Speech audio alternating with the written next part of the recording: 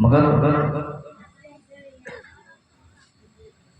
کسی بزرگ کے نام کے وسیلے سے فائدہ حاصل کرنا ہمارے لیے تب ممکن ہو سکتا ہے جب اس بزرگ کے نام کے ساتھ ساتھ ان کے کردار پر بھی عمل ہو۔ نام کے استعمال سے اتنا فائدہ نہیں ہوتا جتنا فائدہ بزرگوں کے طور طریقے بیان کرنے سے ہوتا ہے۔ ہم سب اولیاء و صالحین کے ماننے اور جاننے والے ہیں۔ ہمارے گھروں میں محفلیں سجتی ہیں، فاتحہ ہم کراتے ہیں بزرگوں کے نام پر، چونکہ ہم سنی سبیل عقیدہ مسلک اعلیٰ حضرت کے ماننے اور جاننے والے ہیں۔ مگر آج کی تاریخ میں مسلمان چاہے جس نام سے جانا جاتا ہو، ہندوستان ہو یا باہر، پوری دنیا میں سب سے زائد اگر کمپلیکیٹڈ زندگی کسی کی ہے، مشکل ترین زندگی کسی کی ہے، تو وہ قوم مسلم ہے۔ آبادی چاہے ہماری جہاں جتنی ہو، اس سے کوئی فرق نہیں پڑتا۔ کچھ لوگ اپنی آبادی کے تعلق سے بہت زیادہ خائف اور ڈرے رہتے ہیں کہ صاحب یہاں ہماری تعداد کم ہے یا وہاں زیادہ ہے، یہ علاقہ ہمارا ہے، وہ علاقہ ہمارا نہیں ہے۔ مسلمانوں سے ایک پیغام ہے کہ مسلمان کبھی بھی اپنی تعداد کو کاؤنٹ نہیں کرتے، گنتے نہیں کہ ہم کتنے ہیں۔ اگر ہم گنتی کے چکر میں رہتے تو شاید آج اس چندولی میں نہیں ہوتے۔ اگر مسلمان اپنی تعداد کو گن کر خائف اور ڈرا ہوا رہتا تو آج دنیا کی ضرورت مسلمان نہیں بنتا، اسلام دنیا تک نہیں پھیلتا۔ ہمیں معلوم ہے اسلام کی تاریخ ہمیں بتاتی ہے کہ مسلمانوں نے اپنی شروعات جس جنگ عظیم سے کی تھی، اس وقت مسلمانوں کی تعداد صرف 313 تھی اور سامنے 1000 کی تعداد تھی۔ یہ ساری باتیں میں اس لیے کر رہا ہوں کہ آپ کو یہ لگے کہ صاحب آج کی تاریخ میں ہماری اور آپ کی موجودہ جو صورتحال ہے، یہ صورتحال اس وجہ سے نہیں ہے کہ ہم کم ہیں اس لیے ہم میں دم نہیں ہے، ہمارے پاس اسٹرینتھ نہیں ہے اس لیے ہم ڈرے ہوئے ہیں، ہمارے پاس سنکھیا نہیں ہے اس لیے ہماری یہ دوردشا ہے۔ نہیں، ہماری موجودہ حالت کی وجہ کچھ اور ہے اور ہم نے اپنے حساب سے وجوہات کچھ اور سمجھ رکھا ہے۔ ہم میں سے زیادہ تر لوگوں کو لگتا ہے کہ مسلمانوں کی صورتحال اس وقت ہندوستان میں اس لیے ناگفتہ بے ہے کہ مسلمانوں کے پاس جن سنکھیا نہیں ہے، اس لیے جو بھی آتا ہے انہیں بجا دیتا ہے، جو بھی آتا ہے ڈرا دیتا ہے، جو بھی آتا ہے کچھ کر کے چلا جاتا ہے۔ نہیں، ہم نے دنیا کی تاریخ پڑھی ہے، دنیا میں بڑے سے بڑے ہم نے مظالم سہے ہیں، ہمیں تاریخ معلوم ہے۔ ہماری تعداد کبھی ہماری ترقی یا تنزلی کے لیے فیکٹر نہیں رہی، اور نہ ہی کسی قوم کی تعداد اس کی ترقی، ڈیولپمنٹ یا اس کے گراوٹ کی کوئی وجہ ہوتی ہے۔ انسان ترقی تب کرتا ہے جب اس انسان کے پاس ذاتی طور پر ترقی کے اسباب موجود رہتے ہیں۔ ایک قوم تب ترقی کرتی ہے جب اس قوم کے پاس ترقی کے تمام وسائل موجود رہتے ہیں جو اس زمانے کے تقاضے کے مطابق ہونے ہوں۔ آج کی تاریخ میں اگر تعداد کسی قوم کی ترقی کے لیے ضروری ہم مانتے تو اسی بھارت ورش میں ایک قوم ایسی بھی ہے، مجموعی تعداد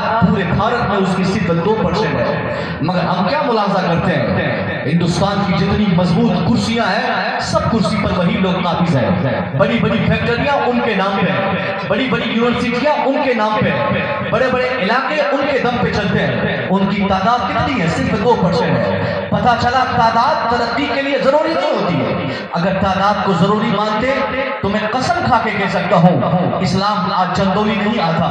اگر تعداد ہماری ترقی کے لیے ضروری سمجھتے تو اسلام آج بنارس نہیں آتا، اسلام آج اتر پردیش نہیں پہنچتا، اسلام بھارت نہیں آ پاتا۔ تو کون سی وہ چیز ہے کس کو ہم ترقی کا معیار سمجھیں اور اسلام اور مسلمانوں کی ترقی کے لیے کن چیزوں کو کن وجوہات کو ہم سامنے لا کر ہم یہ بات سمجھنے کی کوشش کریں گے کہ مسلمانوں نے کیوں ترقی کی؟ تو ہمیں بدر کی تاریخ بتاتی ہے ہماری تعداد صرف 313 تھی، سامنے 1000 موجود تھے، اور وہ بھی کیا 313 میں زیادہ تر لوگ بھوکے تھے، ان کے پاس اسلحے نہیں تھے، کھانے کے سامان نہیں تھے، ہمارے پاس صاحب گاڑیاں اور سواریاں نہیں تھی۔ آج کی طرح کہ آدمی گاڑی سے جہاز سے اڑ کے کسی دشمن پہ اٹیک کر دیتا ہے، اس وقت بنیادی سہولیات مسلمانوں کو نہیں تھی، مگر سامنے ہاتھی لے کر، گھوڑا لے کر، اسلحے لے کر، اس زمانے کے مطابق جو جدید جو آلات ہو سکتے ہیں لڑنے لڑانے کے لیے، ان सारी चीजों को लेकर लोग सामने आए थे। होना तो ये था कि मुसलमान डर के भाग जाते और कहते कि हुजूर हम लड़ना नहीं चाहते हैं, इनकी तादाद ज्यादा है, इनके पास असलहे हैं, इनके पास खाने के सामान है, इनके पास सवारी है, हम निहत्थे हैं, हम मारे जाएंगे, बीवी हमारी बेवा होगी, बच्चे यतीम होंगे, हम लड़ना और भिड़ना नहीं चाहते। नहीं, 313 की तादाद मुसलमानों की जरूर थी, मगर मुसलमानों ने जब कहा हुजूर हमारे पास असलहे नहीं, तो सरकार दो आलम सल्लल्लाहु अलैहि वसल्लम ने मुस्कुरा कर फरमाया हुजूर की टहनी कटवाई जाए। तारीख ने हमें ये सिखाया है कि जब मुसलमानों को सरकार दो आलम ने हुजूर की टहनी कटवा कर पकड़ाया कि ले जा तू लड़ने के लिए इस टहनी का इस्तेमाल कर। अब आप बताइए साहब, लोहे की तलवार जिस जहां चमक रही हो उसके मुकाबले में खजूर की एक मामूली सी लकड़ी की टहनी, कितनी देर तक उस टहनी से कोई लड़ सकता है? मुसलमान चाहता को एतराज करता, सरकार इस टहनी से हम मारे जाएंगे, टहनी काम नहीं आएगी, इस टहनी से हमारी जीत यकीनी नहीं हो सकती, सरकार कोई मजबूत हथियार का इंतजाम किया जाए, टहनियों से कब तक हम लड़ सकते हैं? नहीं, जिस तरीके से मुस्तफा करीम ने टहनियां कटवा कर मुसलमानों को पकड़ाया था कि ले जा तू लड़ने के लिए इसी टहनी का इस्तेमाल कर, तारीख बताती है मुसलमानों ने बंद करके मुस्कुरा कर उन टहनियों को पकड़ा और उसी से लड़ने के लिए वो मैदान में निकल पड़े। तारीख बताती है मुसलमानों ने ये नहीं कहा कि सरकार मैं मारा जाऊंगा, सरकार टहनियां काम नहीं आएगी, वो जानते थे कि हुजूर की टहनी अब तक हुजूर की टहनी थी, मगर जब हुजूर ने इसे लड़ने के लिए तलवार की जगह पर दिया है तो ये टहनी काम वही करेगी जो काम तलवार किया करती है, जो काम तलवार से हुआ करता है। तारीख ने हमें बताया है मुसलमानों ने जब टहनियां घुमाना शुरू किया, वो 1000 की तादाद पर मुश्तमल मुसलमानों के सामने उनके दुश्मन उनके पांव उखड़ गए और हुजूर की टहनी इस्तेमाल करने वाले सिर्फ 313 अफराद पर मुश्तमल एक मुख्तसर सी जमात मुसलमानों की वो कामयाब हो गई और दुश्मनों की जमात 1000 अफराद पर मुश्तमल वो नाकाम होकर मैदान छोड़ के वो सब भाग गए। ये जीत किस चीज की थी? ये मोहब्बत रसूल की जीत थी।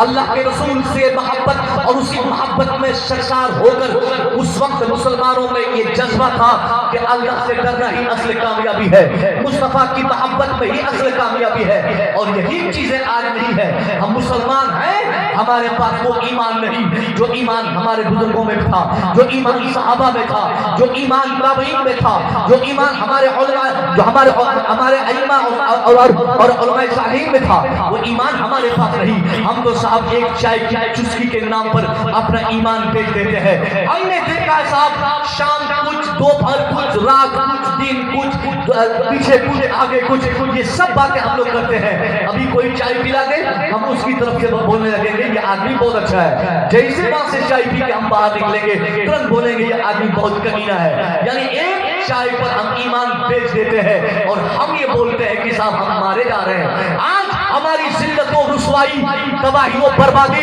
हमारी पसमानदगी, हमारी सारी लड़ाई और हमारी यह सूरत हाल की सबसे बड़ी वजह यही है कि हमारे पास सब कुछ है, हमारा ईमान मजबूत नहीं है, हमारा अकीदा मजबूत नहीं है। अगर आपको कामयाबी चाहिए, 100% कामयाबी के लिए आपको 100% मजबूत ईमान के साथ सामने आना पड़ेगा। आप मजबूत ईमान रखिए, आप अल्लाह पर काफी भरोसा और मुस्तफा करीम पर मोहब्बत रखकर, मुस्तफा करीम से मोहब्बत करके ही इस दुनिया और आखिरत में आप कामयाब हो सकते हैं। ये हमारी कामयाबी की सबसे पहली सीढ़ी है, कामयाबी की सबसे पहली शर्त है। और दूसरी सबसे बड़ी बात क्या है? हमारी नाकामी की अमली मुसलमान हमें बनना पड़ेगा। हमारा अमल खराब हो चुका है। हमारी मस्जिद अभी हजरत दिखा रहे थे, हजरत देखिए शानदार मस्जिद है। मैं तो नमाज पढ़ने जा रहा था, जब तक लाइट आ गई रूम में मैं नमाज पढ़ लिया, वरना मैं जाता तो देखता यकीनन आप उस अपनी मस्जिद को मॉडर्न बनाए होंगे। आजकल मुसलमानों के अंदर एक होड़ सी चली है कि हमारी मस्जिद का मीनार, हमारे मस्जिद के मीनार और उसके गुंबद और उसकी दीवार दूसरी मस्जिद से अच्छी हो और उसके बाद टाइल्स हो, एसी हो, ये हो, वो हो, पानी पीने का बंदोबस्त हो, एसी का बंदोबस्त हो, तो सारी चीजें अच्छी फैसिलिटेड हो रही है, होनी चाहिए जमाने के मुताबिक।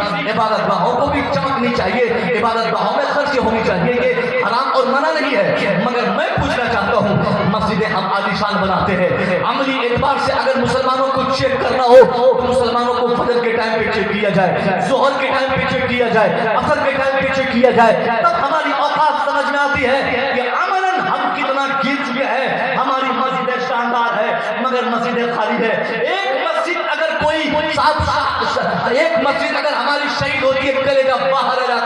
کہ ہماری مسجدوں کو شہید لوگ کر رہے ہیں, ہماری مسجدوں کو ترچھی نگاہوں سے لوگ دیکھ رہے ہیں. میں آپ سے پوچھتا ہوں, ان سے بڑا دشمن تو آپ اپنی مسجد کے ہیں. آپ کی مسجد خالی ہے, ویران ہے. فجر کی اذان دینے والے مؤذن اذان دیتے ہیں, نماز پڑھنے والے امام صاحب اور پیچھے نماز پڑھنے والے صاحب چار ان کے مقتدی حضرات ہوتے ہیں. اس پر بھی دو مقتدی خرافاتی رہتے ہیں, دو ہی کام کے رہتے ہیں. تو اس لیے جانتے ہیں کہ امام صاحب کو دیکھا جائے, امام صاحب کو پرکھا جائے, امام صاحب کو چیک کیا جائے, امام صاحب کو آزمایا جائے, تاکہ پھر جمعہ کے دن ہنگامہ کروں گا کہ امام صاحب ٹیڑھا ہے, امام صاحب یہ ہے, امام صاحب سورت لمبی پڑھتے ہیں, امام صاحب چھوٹی پڑھتے ہیں, امام صاحب فلاں کام نہیں کر پاتے ہیں. کچھ لوگ تو اس لیے نماز پڑھنے چلے جاتے ہیں, اور باقی کام کے ایک دو آدمی فجر میں, ایک دو آدمی ظہر میں, دو چار لوگ عصر میں, مغرب اور عشاء میں, باقی سب کہاں چلے جاتے ہیں؟ وہ سارے لوگ بچے ہمارے آواز کر رہے ہیں. اب جب ہم اپنی مسجد کا دل دکھائیں گے, ہم اپنی مسجد کی بے حرمتی کریں گے, اذان سن کر نہیں نماز پڑھنے نہیں جائیں گے, محلے کی مسجد اسی محلے کی مسجد کے بغل میں جس کا گھر ہے, جس کی دکان ہے, جس کی شاپنگ ہے, جس کا بزنس ہے, ان کو بھی دیکھا جاتا کہ صاحب وہ بھی بڑے ٹھاٹ سے ادھر اذان ہو رہی ہے, نماز ہو رہی ہے, نماز امام صاحب پڑھا رہے ہیں, یہ یہاں کہہ لگا رہا ہے, لڑکے موبائل دیکھ رہے ہیں, کوئی کرکٹ دیکھ رہا ہے, کوئی میچ دیکھ رہا ہے, کوئی ٹی وی دیکھ رہا ہے, کوئی صاحب پبجی کھیل رہا ہے, کوئی توجہ نہیں ہے. اور پھر جب بات آتی ہے تو بولتے ہیں کہ ہم کو ترقی نہیں ملتی. میں کہنا چاہوں گا صاحب, ہمیں ترقی سڑکوں پہ نہیں ملے گی, ہماری ترقی چھت پہ نہیں ملتی ہے, ہماری ترقی مارکیٹ میں نہیں ملے گی, ہمیں ترقی صاحب کسی شاپنگ میں مال میں نہیں دستیاب ہمیں ہوگی, اور کوئی نہیں دے گا. ہماری ترقی کے لیے ہماری مسجدوں سے دن میں 5 بار 24 گھنٹے میں 5 مرتبہ مسجد سے آواز لگائی جاتی ہے. اذان کے لیے بلانے والا مؤذن کیا کہتا ہے؟ حی علی الصلاۃ, حی علی الصلاۃ, حی علی الصلاۃ, آجا نماز کے لیے آجا, آجا نماز کے لیے آجا, آجا نماز کے لیے آجا.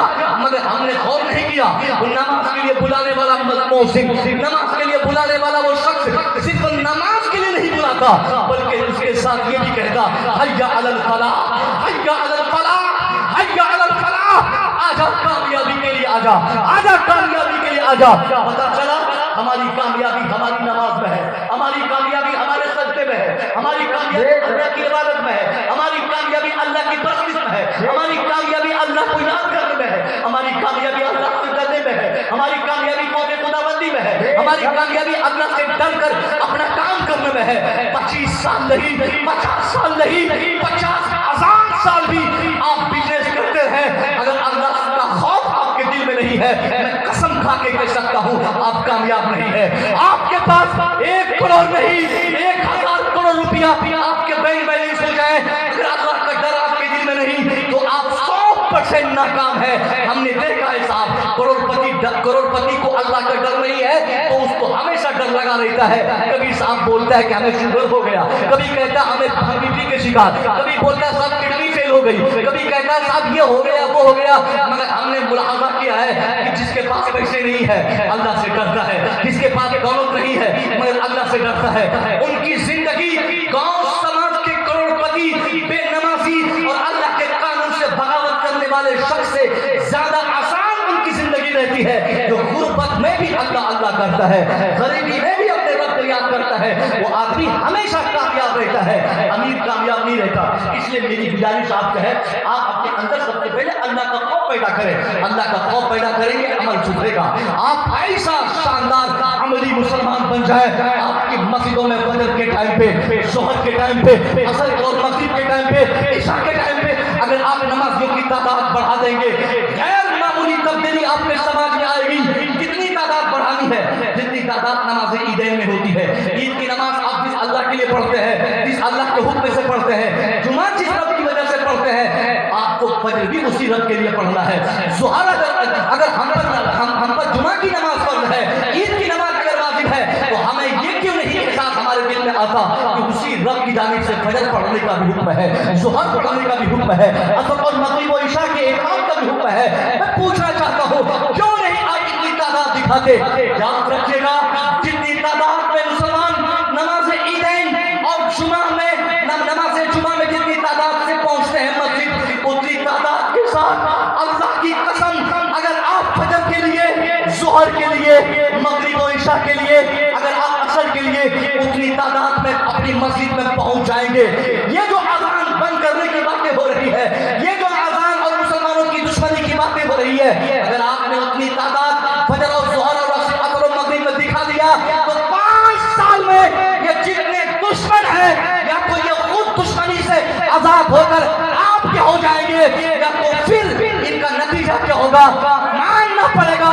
ये पूरी दुनिया को अगर कोई कौम शांति का पैगाम दे सकती है वो कोई और कौम नहीं, वो कौम मुस्लिम है।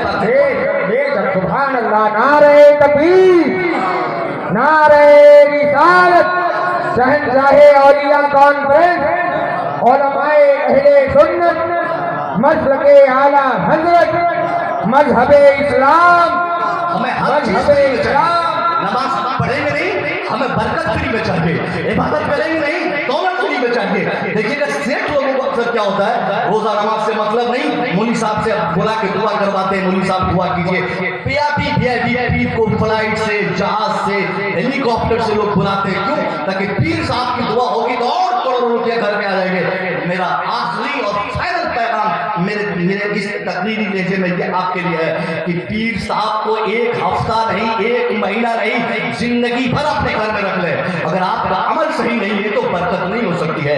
पीर साहब से तावीज़ लेके गले में लटका ले या खुद पीर साहब को ही बांध के गले में लटका ले, अगर आपने अल्लाह के कानून से बगावत किया है जिंदगी भर आप तावीज़ लटकाए रहेंगे, कभी खैर और बरकत की दौलत आपको नसीब नहीं हो सकती है। असली बात क्या है कि आपको खुद से अल्लाह से डरना पड़ेगा, अल्लाह के खौफ में सरसार होकर आपको जीना होगा। उसके बाद पीर साहब से मुलाकात भी नहीं होगी तो कोई प्रॉब्लम नहीं। अगर आप अल्लाह से डरें, शौक़ सलात की पाबंदी करें, ज़बान की हिफाजत करें, निगाहों की हिफाजत करें, अच्छा और बेहतर मुसलमान बन जाएं, ऑटोमेटिकली आप मुसलमान बन जाएं, अल्लाह की तरफ से बरकतों की बारिश आपके आंगन में होगी। हमारे यहाँ क्या होता है, हम तावीज़ात लटकाते हैं, हम मकान बनाते हैं, किसी पीर साहब का नाम लिख देते हैं, हम गौसे आज़म का नाम लिख देते हैं, मकान की पेशानी पर गौसे आज़म का नाम, गरीब नवाज का नाम क्यों लिखते हैं? ताकि घर में बरकत होगी। और पता चला घर के अंदर रहने वाले लोग बेईमान हैं, मस्जिद बगल में नमाज नहीं पढ़ते, वो तो उनका अमल उनका खराब हो गया। मगर एक जाती तौर पर एक बड़ी गलती क्या है, पूरा घर बना लिया, डकैती करके, चोरी करके, बेईमानी करके, दलाली करके, ठगी करके पूरा घर बना लिया। घर बनाने के बाद लिख दिया गौसे आजम मंजिल, अब्दुल कादिर मंजिल, क्या बताने के लिए गौसे आजम का नाम लिखें? वो तो चला गया, पुराना जमाना हो गया, वो आजम फतेह रब्बी तो लिखता ही है, मगर अब गौसे नया ट्रेंड चला है, गौसे आजम का नाम इस्तेमाल। तो किसी ने सुना होगा कि गौसे आजम के नाम से इस्तेमाल करोगे तो बरकत होगी। अरे साहब, गौसे आजम के नाम के इस्तेमाल से बरकत कब होगी? जब आपके घर की ईंट आपकी कमाई से रखी जाएगी तब बरकत होगी। घर बनाने में अगर आप हराम पैसे नहीं लगाएंगे तब गौसे आजम के नाम का फायदा होगा, तब बुजुर्गों के नाम का फायदा होगा। बहन के हिस्से की जमीन, भाई के हिस्से की जमीन समाज में ठगी, वहां चोरी, यहाँ चकारी करके आप घर बना लिया और सोचा कि गौसे पाक का नाम लिखेंगे तो बरकत होगी, नहीं होगी। कयामत तक लिखते रहेंगे बुजुर्गों का नाम, नहीं होगी बरकत। बरकत कब होगी? जब मेहनती कमाई, पसीने की कमाई के पैसे से आप अपना बिजनेस, अपनी तिजारत, अपना घर बनाएंगे, तब उसका सही रिजल्ट आपके सामने दिखाई देगा। गौसे आजम के वालिद मोहतरम के बारे में हमने अपने कई बार अपने उलमा से सुना, एक मामूली सा बहता बच्चे खाना कौन सी बड़ी गलती थी साहब? आजकल तो ठेला का ठेला कोई खा ले, पकड़ा जाए तो गलती हो गई, नहीं पकड़ेंगे तो हमारे बाप का ठेला आ गए, इससे कोई मतलब नहीं है। यहाँ एक बहता बच्चे गया, खा लिया आपने और खाने के बाद एहसास हुआ कि मैंने बड़ी गलती की।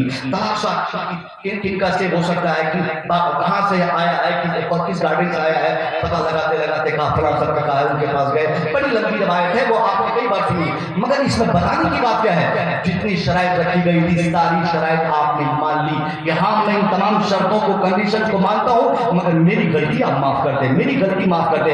आखिरी वाली जो शर्त थी, लास्ट शर्त थी, वो बहुत कॉम्प्लिकेटेड शर्त थी, बड़ी मुश्किल शर्त थी। नौजवानों के लिए शर्त बड़ी मुश्किल और अहम तरीन होती है। हाँ, मेरी बेटी अंधी है, बहरी है, गूंगी है, शादी करनी होगी, अगर यही चीज हमसे कही जाए कि तुमको हम माफ कर देंगे, तो ये करना पड़ेगा, एक बुढ़िया से शादी करनी पड़ेगी, एक बेवा से शादी करनी पड़ेगी, अंधी और बहरी से शादी करनी पड़ेगी, तुरंत आप बोलेंगे मौलवी साहब अपन फतवा अपन लगे रखा, अपने अपना फतवा اپنے پاس رکھیے. ہمیں آپ کے مسئلے اور فتوے کی ضرورت نہیں ہے. آپ کا دماغ خراب ہوا, تھوڑا سا سیب کیا کھا لیے, آپ بہری لنگڑی لولی سے شادی کرنے کے بارے میں بول رہے ہیں. ہم نے لے جائیے, اپنے سیب لے جائیے, اپنا فتوا اپنے پاس رکھیے. مجھے لڑکی اپنی پسند کی چاہیے, مگر آپ نے اس شرط کو بھی آپ نے مان لیا, تب جا کر اسی کے کوکھ سے, اسی کے گھر میں سرکار غوث اعظم پیدا ہوا. اسی باپ کے گھر میں, اسی باپ سے کوئی بیٹا پیدا ہوا تو وہی ولیوں کا سردار شہنشاہ اولیاء انہی کو کہا جاتا ہے صاحب, وہی سرکار غوث اعظم بنتے ہیں. یہاں ہم بیمان, ہمارا بیٹا بیمان, ہمارا باپ بیمان, پشتوں سے بیمانی چلی آ رہی ہے, اور یہ من بنا کے بیٹھے ہیں کہ ہم دعا کروا دیں گے تو مرسل ہوگی.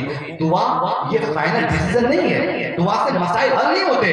دعا عبادت کے لیے مغز کہا گیا ہے, پہلے عبادت کریں گے تب مغز کا فائدہ ہوگا. یا صرف دعا ہوتی ہے, حضرت دعا کر دیجیے, حضرت دعا کر دیجیے, حضرت دعا کر دیجیے. بھیا دعا تب کام آتی ہے جب آدمی عمل پیش کرتا ہے. یا عمل ہے نہیں تو دعا کیا کام آئے گی. جیسے 10th کا ایگزام آپ کے بچے کا ہو, 10th کے ایگزام کے لیے بچے دعا کرواتے نہیں ہے, کوئی تیاری ہی نہ کرے, کوئی تیاری نہیں. انٹر کے لیے بھی کوئی تیاری نہیں ہوگی, کیا دعا کرتے رہے, اللہ مجھے انٹرمیڈیٹ میں بہت نمبر دیتے ہیں, اللہ کامیاب کرنا, یا اللہ انٹر میں, میٹرک میں یا ہائی اسکول کا پریکشا میں بہت نمبر سے پاس کرے. وہ بچہ دعا کرتے رہے گا چاہے جس کا مسئلہ دے دے. میرا ماننا ہے کہ اگر وہ تیاری نہیں کرے گا, اس چیز کو دعا کرے گا اور ایگزام ہال میں جائے گا, بہت بری طریقے سے فیل ہوگا, بہت بری طریقے سے. کیونکہ صرف دعا کام نہیں ہے. دعا کا اصول اور ضابطہ کیا ہے, تو لڑکا پہلے محنت کرے, چیپٹر یاد کرے, ابواب یاد کرے, اسباب یاد کرے, خوب بہتر طریقے سے وہ پڑھائی کرے. جب وہ پڑھ لے کتابوں کو ذہن نشی کر لے, اس کے بعد دعا کرے, اے اللہ میں دعا کرتا ہوں تو فلانے بزرگ کے صدقے میں ہمارے اوپر کرم فرما کی جو چیزیں ہم نے یاد کی ہے, ایگزام ہال میں ایگزام دیتے وقت وہ تمام یاد کردہ سے ہمارے ذہن و دماغ میں آ جائے. اے اللہ اس کی توفیق ہمیں عطا فرما. پہلے کتاب یاد کرنی پڑتی ہے, اسی لیے پہلے آپ عبادت کریں گے, پھر اپنی دعاؤں کو ان عبادت کے ساتھ جوڑ کر اللہ کی بارگاہ میں پہنچیں گے, پھر اللہ کی طرف رحمتیں, برکتیں, بھلائیاں اللہ کی طرف آئیں گی. یہ کام ہم کو کرنا ہوگا, خود سے ہمیں بدلنا ہوگا, اپنے آپ کو چینج کرنا ہوگا, اپنی زبان سے, کردار سے, کریکٹر سے, ہم ہر جہت سے. جب تک ہم مسلمان نہیں بن جاتے تب تک میں یقین دلا کے آپ کو کہہ سکتا ہوں کہ آپ کامیاب نہیں ہو سکتے ہیں. آج ہمارے بچوں میں آپ دیکھیں صاحب کس قدر الجھانیت ہے, کون سمجھائے گا ان بچوں کو. ہمارے جلسوں میں اس طرح کی روایتی تقریریں آج ہونے لگی کہ بچوں نے یہ ذہن چھوڑ دیا کہ جلسوں سے سدھرنے کے لیے جلسوں میں جانا پڑتا ہے. ہمارے بچے جلسوں میں جاتے ہیں, نعت خوانی سنتے ہیں, اس کے بعد بھاگ جاتے ہیں. یہ آپ بچوں کے لیے پیغام ہے کہ بچوں کو اپنے مستقبل کے لیے ابھی سے پریپریشن کرنا ہوگا. باپ, بیٹا, بوڑھا, جوان, مرد, عورت, بیٹی, سب کو ایک ساتھ تبدیلی لانی ہوگی. یہ نہیں کہ ماں ڈنڈا چلائے, باپ لاٹھی چلائے اپنے بیٹوں کو سدھارنے کے لیے, اور خود باپ بگڑا رہے تو اس کا اثر ان کے بچے پہ نہیں جا سکتا ہے. میں نے دیکھا کہ جس گھر کی مائیں اور بڑی بہن اور والدین جس گھر کے موبائل چلاتے ہیں, ان کے بچے 100% موبائل سے الجھے رہتے ہیں. کیوں؟ کیونکہ ان کے گھر کے لوگ, بڑے لوگ چلاتے ہیں. ہمارے یہاں کیا ہے کہ ہم لوگ الجھے رہتے ہیں. باپ الگ موبائل رکھتا ہے, ماں الگ موبائل رکھتی ہے, بڑی بہن الگ. موبائل کی دنیا کی بات کی جائے تو موبائل میں بھی ہم دوسری اقوام سے کم نہیں ہماری بچے خریدے. بھی میں ایک ریسرچ پڑھ رہا تھا, بڑی حیرت کی بات ہے. ایک بہت بڑے محقق نے کہا تھا کہ موبائل بھی ہمارے بچوں کے مستقبل کو خراب کرنے کے لیے غیروں نے موبائل کو استعمال میں لانا آسان کر دیا ہے. اس کا ایک بنیادی مقصد یہ ہے کہ اس طریقے سے بچوں کا مستقبل تباہ ہو جائے.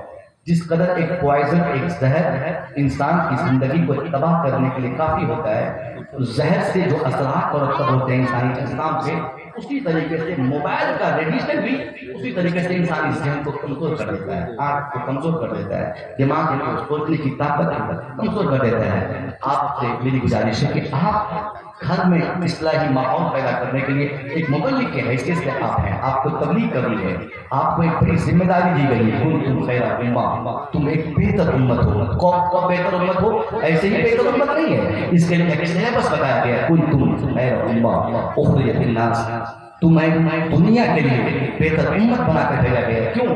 تأمرون بالمعروف, بھلائی کا پیغام دینے کے لیے, الامر بالمعروف کے لیے, منکرات سے بچانے کے لیے, اچھی باتیں رکھنے کے لیے, اور غلط باتیں گھروں سے سماج سے نکالنے کے لیے. ان چیزوں پہ ہمیں عمل کرنا ہوگا. آپ ذمہ دار ہیں, آپ مبلغ ہیں, ہم جیسے خطیب پہ بھروسہ نہ کریں. ہم تو زندگی میں ایک بار آتے ہیں, سال میں ایک بار آتے ہیں. 1 گھنٹے کی تقریر سے آپ کے بچوں کو کتنا ہم سدھار سکتے ہیں؟ ہم صرف ایک میسج اور پیغام دے سکتے ہیں. باقی 24 گھنٹے بچے آپ کی نگرانی میں رہتے ہیں. 24 گھنٹے بچوں کی پرورش آپ کرتے ہیں.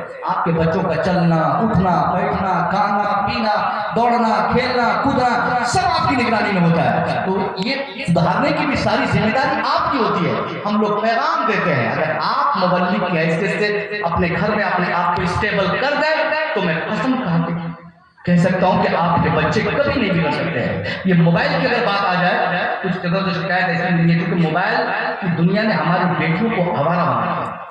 یہ بہت ہارڈ اور سخت جملہ ہے. وہ اس کی وجہ بھی کون ہے؟ گھر کی مائیں.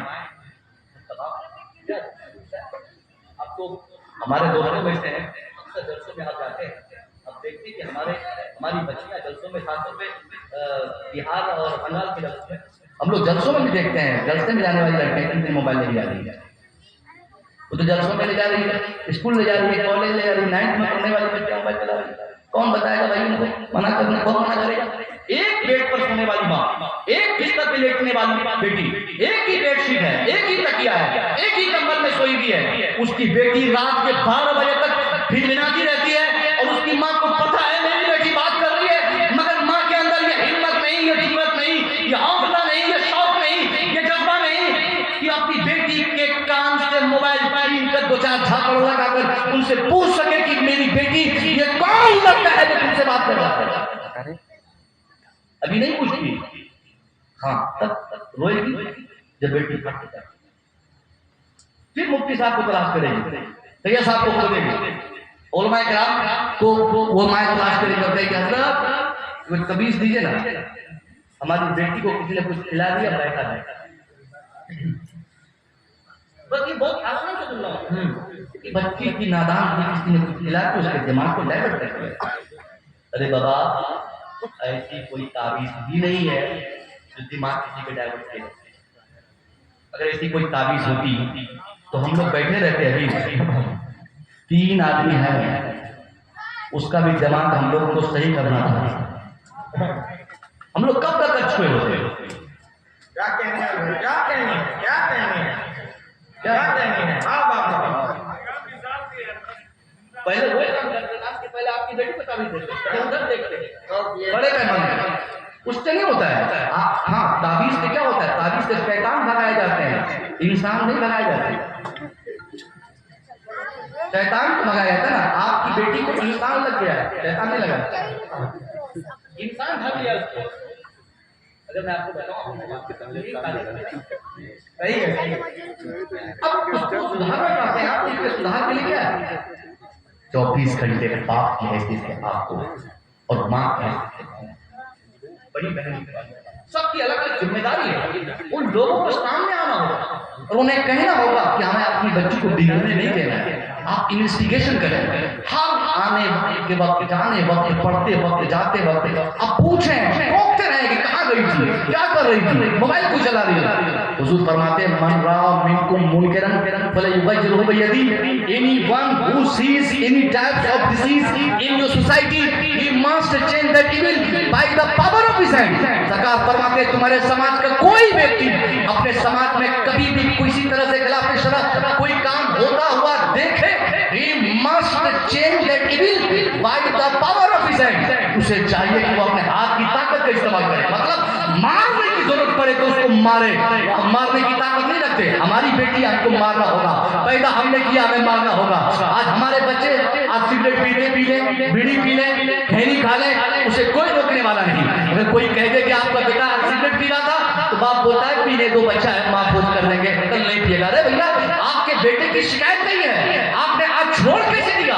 آج کا سگریٹ پینے والا بیٹا اگر اس کا گارجین آج اسے معاف کر دے یا چھوڑ دے, 5 سال کے بعد گیا اور بھانگ پینے لگے گا, 10 سال کے بعد ہیروئن کی دوائی لینے لگے گا, اس کے بعد شراب اور یہ تو بہت چھوٹی سی نشہ اس کے لیے ہوگی, وہ انجیکشن اور ٹیبلٹ کے ذریعے اپنے نشے کی ضرورتوں کو پوری مفتی کرے گا. اگر اس باپ کو اس کا احساس ہے کہ مجھے اپنے لڑکے کو بدلنا ہے اور ماں کو اگر اس چیز کی فکر ہے کہ مجھے اپنی بیٹیوں کو بدلنا ہے تو حضور کی اسی حدیث پر عمل کرنا ہوگا.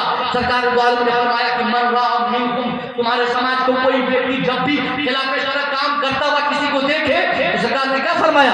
اسے چاہیے کہ وہ اپنے ہاتھ کی طاقت کا استعمال کرے، یعنی مارنا پڑے تو مارے۔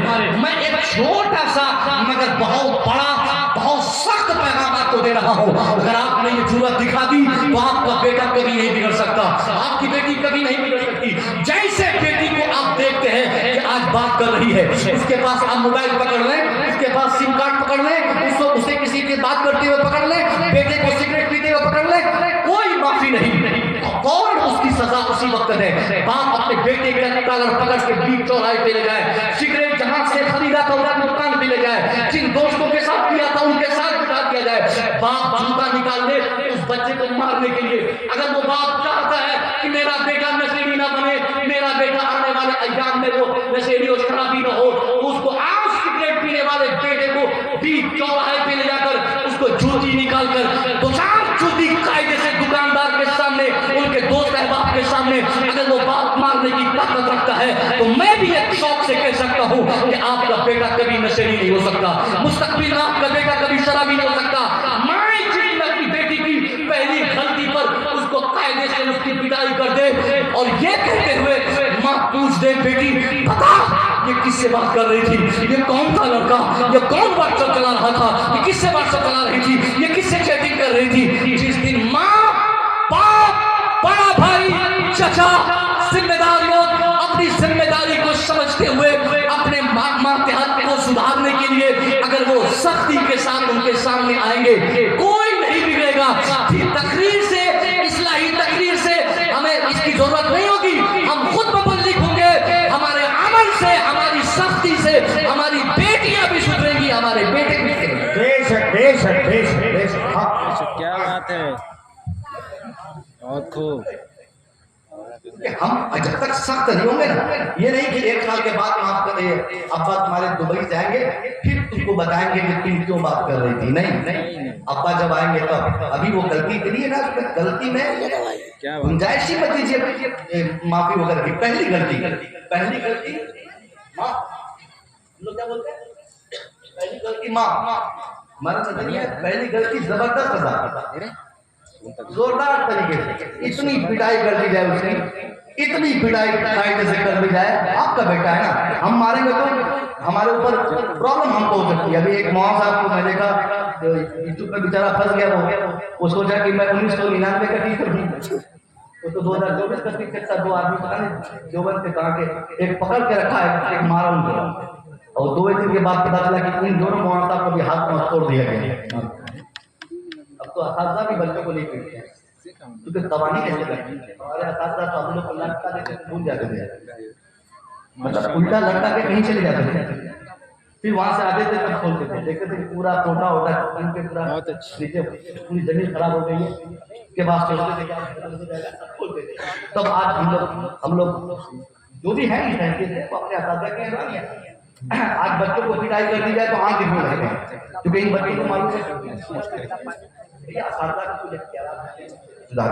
تو اس لیے آپ کسی دوسرے سے اصلاح کی امید مت کیجیے، نہ تو اساتذہ پیٹیں گے، نہ امام صاحب بھڑکائیں گے، نہ گاؤں کا پردھان کرائے گا، کچھ نہیں۔ آپ خود مبلغ بنے، مصلح بنے، ریفارمر بنے، اپنی ذمہ داری سنبھالیں، اچھا باپ بنے، بہتر بھائی بنے، اچھی ماں بنے، انشاءاللہ آپ کی کوششوں سے آپ کے نوجوانوں میں، آپ کے بچوں میں غیر معمولی تبدیلی آئے گی۔ یہ ہمارے چند پیغامات تھے جس کو میں بتانا ضروری سمجھا تھا، میں نے بتا دیا، اور کیونکہ میرے پاس بہت کم وقت بھی گیا ہے، اتنی باتیں آپ کو سمجھ میں آئی ہیں روایت بالکل۔ آج ہندوستان میں ہر طرح کے خطبہ ہیں، ایک خطیب ایسے بھی ہیں ہمارے ہندوستان میں جو صرف کرامت بتاتے ہیں، بڑی بڑی کرامت، جو کرامت کسی کتاب میں نہیں ہے وہ ان کو معلوم ہے، اور اگر کتاب کا نام بول بھی دیتے ہیں تو وہ کتاب لائبریری میں رہتی ہے، اور اگر لائبریری میں کتاب مل جاتی ہے تو جس پیج کا وہ حوالہ دیتے ہیں وہاں تک پیج ہی نہیں رہتا، اور اگر پیج مل بھی گئے تو عبارت نہیں ملتی، عبارت مل بھی جاتی ہے تو ہم کچھ ملتا ہے، کچھ لوگ کچھ چھوڑتے ہیں، کچھ لوگ کچھ کرتے ہیں، ہم لوگ بھائی ایسی تفریح نہیں کرنے کے عادی ہیں۔ ابھی 2 دن پہلے جو علماء کرام ہمیں جانتے ہیں ہم کو پتا ہے، 2-3 دن پہلے میرے حوالے سے ایک ویڈیو، حالانکہ یہ معاملہ بہار کا ہے، یہ معاملہ بہار کا ہے اور میں اس معاملے کو اتر پردیش میں حل کر رہا ہوں. وجہ کیا ہے کہ ابھی بہار کے اس علاقے میں جا کر خطاب کرنا ابھی میرے لیے 2010 میں ایسا کوئی پروگرام ہے نہیں, اس لیے مناسب سمجھ رہا ہوں کہ میں ایک تقریر میری وائرل ہو گئی تھی جھارکھنڈی بابا کے خلاف, اور میں نے اس میں جو بولا تھا وہ علماء کی نظر میں وہ باتیں یا وہ انداز بیان یا وہاں کی شرکت جس چیز کو بھی کہہ لیجیے, علماء جس نظریے سے دیکھتے ہوں علماء نے یا علماء کا ایک بڑا طبقہ اس ویڈیو کو قابل گرفت سمجھا میرے لیے. میں نے جیسے مجھے خبر ہوئی تو میں نے تحریراً 2-4 باتیں لکھ کے اپنے علماء کرام کی نظر میں لکھی, مگر مطالبات چلتا رہا. دیکھیے ضروری نہیں کہ میں خطا کار ہوں کبھی توبہ کروں, احتمال غلطی پر بھی توبہ ہے, احتمال غلطی پر بھی رجوع ہے. اگر احتمال بھی نہ ہو, اگر کوئی کہہ دے کہ بھائی آپ غلط تھے تو بحث نہ کریں, بحث کرنے کے بعد میں ہم بعد میں بحث کریں گے, بعد میں وضاحت دیں گے, بعد میں آپ اس کا ڈیٹیل بتائیں گے, اس کا پس منظر کیا تھا, اس کا پیش منظر کیا تھا, کس کنٹیکسٹ میں کس وجہ سے میں نے ایسا کہا تھا. اگر کسی نے بھی مطالبہ کر دیا تو توبہ کرنے میں پرابلم نہیں ہے, توبہ نہ کرنے میں پرابلم ہے. توبہ تو ہماری شان ہے نا, حضور فرماتے کہ اللہ ہمارا رب ہماری توبہ سے اتنا خوش ہوتا ہے, اتنا ہی خوش ہوتا ہے جتنا خوش ایک انسان اپنی سواری کو جنگل میں کھونے کے بعد دوبارہ پا لیتا ہے. مسلم شریف کے حدیث ہے. تو ہم توبہ کرتے ہیں کہ اس تقریر کے کلپ سے یا انداز بیان سے کچھ علماء کرام نے فرمایا کہ اس میں اس کا الفاظ غلط تھے, کچھ نے کہا کہ صاحب ہمیں وہ باتیں ہی نہیں کرنی کہ ہماری جو پہچان ہندوستان میں ہے اس طریقے کی باتیں کرنے سے نہیں ہے. اس دن میں نے چاہے جس وجہ سے کہی ہو, لیکن میرے الفاظ تھے, میرا انداز تھا, انداز غلط تھا, طریقہ غلط تھا, باتیں بھی علماء نے اسے اپنی گرفت میں لی ہے. حالانکہ اس میں وضاحت ہو سکتی ہے یا ہو سکتی تھی شرعی عدالت میں پیش کرنے کے بعد. وہ لفڑے کی چیز ہے, میں کیوں وہاں پڑھنے جاؤں, میں خاموشی سے توبہ کر لوں, اس میں بھلائی میری بھی ہے تو میں توبہ کرتا ہوں, اللہ مجھے معاف فرمائے. استغفر اللہ ربی. بالکل جیسا مجھے بات ہو, میں نے وہ ویڈیو جو جھارکھنڈی بابا کے ساتھ میری وائرل ہو رہی تھی, اس ویڈیو کی میں کہی بھی باتوں سے میں ویڈیو کرتا ہوں, میں ان باتوں سے رجوع کرتا ہوں. اللہ معاف فرمائے. اور میں ان تمام اپنے خیر خواہ علماء کرام, اپنے مشرک علماء, اپنے احباب سے معذرت چاہوں گا جو مجھے کسی خاص نظریے سے پہچانتے ہیں, جن کو بڑا تعجب ہوا کہ میں نے ایسی باتیں کیسے کہہ دی, ان سے میں معذرت چاہتا ہوں. باقی وہ جو لوگ خرافات پھیلاتے رہتے فیس بک پہ, آپ 500 بار بھی توبہ کر لیں, کوئی فرق نہیں پڑنے والا ہے. یہ بھی سچائی ہے, یہ بھی سچائی ہے. آپ ڈوب کے توبہ کریں گے انہیں کوئی فرق پڑنے والا نہیں. تو میری معذرت ان سے نہیں ہے جو ہمارے حاسدین ہیں, ان سے معذرت نہیں چاہتا ہوں. میں اپنے خیر خواہ علماء سے, جو ہمارے مشرک ہیں, جو ہمارے مہربان ہیں, جو ہماری بھلائی چاہتے ہیں, ان سے میں معذرت چاہتا ہوں. انشاءاللہ کی کوشش رہے گی آئندہ ایسا نہیں ہوگا, اور میں کسی غیر معیاری محفل میں غیر معیاری باتوں پہ میں پڑھوں گا اور میں بولوں گا. انشاءاللہ اللہ معاف فرمائے. السلام علیکم.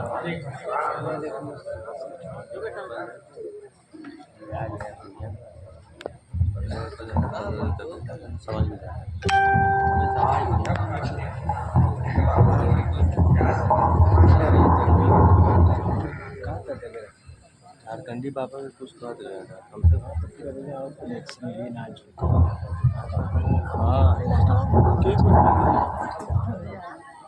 ماشاء اللہ, سبحان اللہ. حضرت علامہ ڈاکٹر مصور رضا اصباحی صاحب اللہ سے ہم نے اور آپ نے بہت ہی پرمغز حیات افزا روح پرور اصلاحی معلوماتی خطاب سماعت کرنے کا شرف حاصل کیا ہے. دعا ہے کہ پروردگار عالم ہمیں اور آپ کو ان تمام تر باتوں پر سننے سے زیادہ عمل کرنے کی توفیق رفیع عطا فرمائے. جو حضرات کسی ضرورت کے تحت جا رہے ہیں ان سے میری یہ گزارش ہے کہ ابھی قاری انوار امجدی صاحب قبلہ کو ہمیں اور آپ کو سماعت کرنا ہے. انشاءاللہ وہ دوبارہ آپ کی سماعتوں تک پہنچیں گے, اور وہیں میری فہرست میں کہ یہ بھیجے ہیں جن سے ہمیں اور آپ کو دوبارہ ابھی ملاقات کرنا باقی ہے, جن میں ہمارے اور آپ کے بہت ہی عزیز پسندیدہ خطیب اہل سنت شہزادہ مولائے کائنات حضرت اللہ حضرت علامہ مولانا حافظ و قاری سید نثار القادری ثقافی صاحب قبلہ جو منبر نور پہ جلوہ گر ہیں, ان کے خطاب نایاب سے بھی ہمیں اور آپ کو مستفیض ہونا ہے. اب میں حضور سید صاحب قبلہ کی دعاؤں کی انگلیوں کو تھام کر ایک شعر پڑھوں, آپ کی اجازت ہے؟ اجازت ہے. ایک مرتبہ اپنی آواز کو تھوڑا سا بلند کریں تاکہ مجھے احساس ہو کہ ہاں آپ سننے کے لیے تیار ہیں. مرتبہ اپنی آواز کو بلند کریں, کہہ دیں سبحان اللہ, اور بلندی کے ساتھ کہہ دیں یا رسول اللہ. ماشاء اللہ. بہت پہلے میں نے ایک شعر پڑھا تھا, اس کی فرمائش صاحب نے کی تھی, تو وہ فرمائشوں کا احترام کرتے ہوئے 4 مصرے جس میں کسی اور شاعر سے اور 2 مصرے حضور سید اس پتلے دبلے ناظم نے جوڑنے کی کوشش کی ہے. اگر مصرے لگ گئے ہوں تو آپ کی دعائیں چاہتا ہوں. مصرے پڑھوں, اجازت ہے؟ اجازت ہے؟ تو جب تک آپ بولیں گے نہیں, میں ادھر ادھر کی باتیں کرتا رہوں گا. مجھے باتیں بہت کرنا آتا ہے, میں بہت اچھے سے بہت ساری باتیں کر لیتا ہوں, یہ انوار بھی جانتے ہیں. تو آپ جتنا جلدی بولیں گے اتنا جلدی میں مصرے آپ تک پہنچاؤں گا. شاعر کہتا ہے جو 4 مصرے کسی اور شاعر نے کہے تھے وہ یوں تھے کہ زمین تا عرش بری لامکاں سے گزرے ہیں. زمین کا عرش بری لامکاں سے گزرے ہیں, جہاں سے کوئی نہ گزرا وہاں سے گزرے ہیں.